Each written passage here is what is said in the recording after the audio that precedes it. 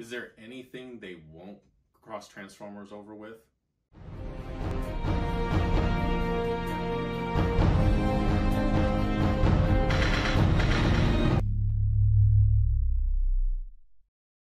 Welcome to Star Joes. I'm your host Ryan, and today we're going to be covering Transformers The Terminator #1. This has a long list of credits to this one. The story is by David Marriott, Tom Walt, and John Barber. It's actually written by David Marriott and John Barber, and then the art is done by Alex Milne, who is a longtime Transformers artist. This is interesting because not that long ago I just covered the Transformers crossover with My Little Pony, and I mentioned a bunch of other crossovers that happened and completely forgot to mention this one. So I was like, you know what, I'm going to actually cover the first issue of this. It's interesting. I actually really liked this issue a lot, and it kind of makes a lot of sense. It's one of those crossovers where you're like, why haven't we seen this yet? I mean, you have giant robots and you have other robots, and some of them are giant when you deal with Skynet. This story takes place starting off in the future, as most Terminator stories do, and then it does a flash back travel to the past. We do get some interesting takes on the Terminator world that we know. So we get to see Sarah Connor again, and this is a little bit different take on Sarah Connor. We get to see, of course, the classic little nod to Come With Me If You Want to Live, but that's done in a different way this time. It's interesting because what we're dealing with now is we're dealing with Skynet trying to protect itself from the Cybertronians. So you can't really tell if they're trying to save humanity now as Terminators or if they're just trying to save themselves. It does come across sometimes as one or the other throughout the issue, and it seems intentional. It doesn't seem like that it's confusing unintentionally. It's meant to be like, okay, right now they're trying to save a person, but at the same time they're trying to save themselves.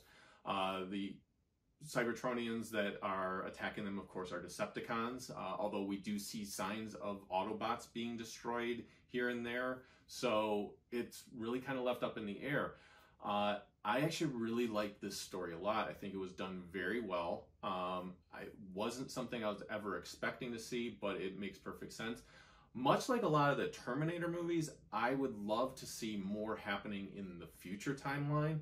I always find that more interesting in the Terminator movies. I know that they constantly want to jump back in time, jump into the past to, I guess, make it more relatable for us, but I really would love to just see giant Transformers fighting Skynet. I think that would be a lot of fun.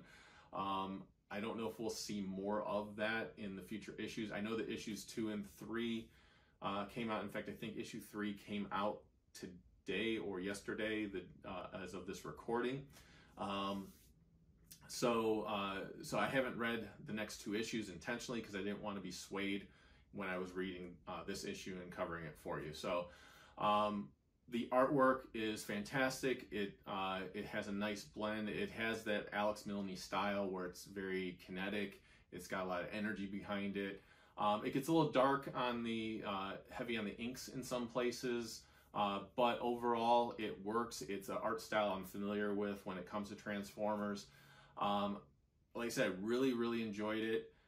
Interested to see where they go with the story. It was a lot better than I was actually expecting. And now I kind of want to see Transformers merging with a bunch of other things. I know we have a Back to the Future one that's coming up in the not too distant future. So really looking forward to seeing where this miniseries goes, and hopefully it does well enough that they want to keep telling this story, because so far I'm on board for the ride.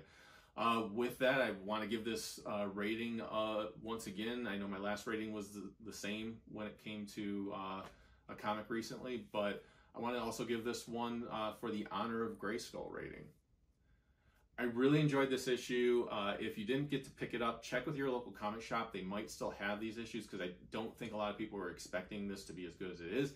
If your comic shop didn't get it, you can, I'm sure, get it digitally, or I'm sure a trade's going to be coming out as soon as they're done with these, with the miniseries. The first issue came out before the whole pandemic thing happened.